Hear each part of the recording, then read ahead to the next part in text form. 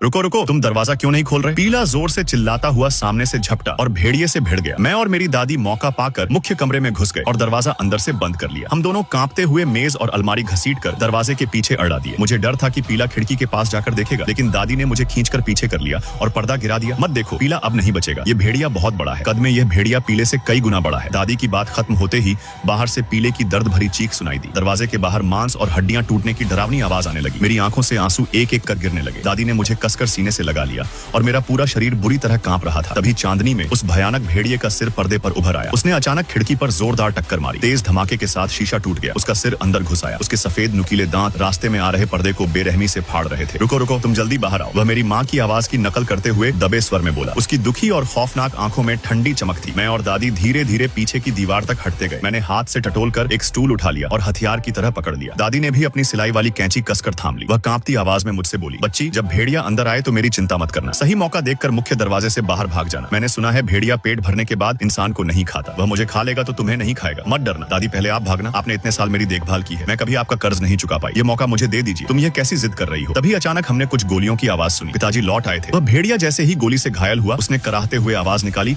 और आंगन की टूटी दीवार से छलांग लगाकर भाग गया।